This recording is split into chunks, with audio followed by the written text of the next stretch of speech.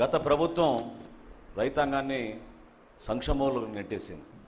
ఈరోజు రైతు ధాన్యం తోలిన తర్వాత ఎప్పుడు డబ్బు పడుతుందో తెలియని పరిస్థితుల్లో గత 5 సంవత్సరాల్లో ఇబ్బంది పడిన సందర్భం మనం చూసాం. ఆ రాక్షస ప్రభుత్వం నుంచి ఆ ముఖ్యమంత్రి ప్లానింగ్ లేకుండా ఆర్బీకేకి వెళ్తే లారీ తెచ్చుకోమంటాడు, లారీ తెచ్చుకుంటే రైస్ మిల్కి వెళ్తుంది, రైస్ మిల్కి వెళ్తే తడిసిపోయిన దాన్ని మళ్ళీ వెనక్కి తీసుకెళ్ళమంటాడు, లేకపోతే రైస్ మిల్లర్ 25 వెళ్తే దింపుకుంటానంటాడు. అలాంటి పరిస్థితి నుంచి ఈ రోజు కాపాడేందుకు ఈ కూటమి ప్రభుత్వం ఏర్పడింది. దాంట్లో మొట్టమొదటి భాగంగా మరి ఆ రోజు దాదాపుగా అన్ని ధాన్యం తోలిన తర్వాత ఈ రోజు డబ్బులు ఇవ్వకుండా 1674 కోట్లు పెండింగ్ పెట్టి వెళ్ళిపోయినటువంటి పాత మాజీ ముఖ్యమంత్రి చేతగాని పరిపాలనతో అందరూ కూడా రైతు సోదరులు అందరూ కూడా ఇబ్బంది పడ్డారు. పీపీసీ సెంటర్లు ఎప్పుడు ఓపెన్ అవుతాయో తెలుసండి మీకు?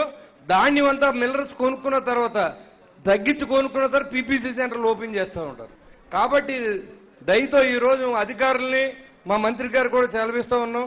మీరు తప్పనిసరిగా సార్ మీరు అడ్వాన్స్ గా పీపీసీ సెంటర్లు ఓపెన్ చేసి ఒక రైతుని ఇదివరకున్న డైరెక్షన్ మనం మార్చమని చెప్తా ఉన్నాం. ఏదైతే ఆర్బీకే సెంటర్కి వెళ్తే మీకు ఆయన పర్మిషన్ ఇవ్వాలి, ఆయన పర్మిషన్ ఇచ్చిన తర్వాత లారీ ఏళ్ళ తెచ్చుకోవాలి. ఆ లారీ తెచ్చుకున్న తర్వాత ఏ మిల్లు కంటే పాలకొల్లో రైస్ మిల్లు తీసుకెళ్లి ఏలూరులో రాస్తున్నారండి. కాబట్టి ట్రాన్స్పోర్ట్ ఛార్జెస్ చాలా ఎక్కువ అవుతూ ఉన్నాయి.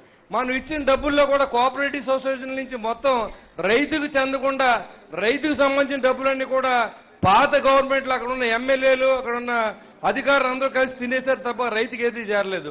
కాబట్టి ఇది రైతుకు సంబంధించింది. జిల్లా కలెక్టర్ గారు ఉన్నారు, మా మంత్రి గారు ఉన్నారు, మీరందరికీ రైతుకి న్యాయం చేయండి.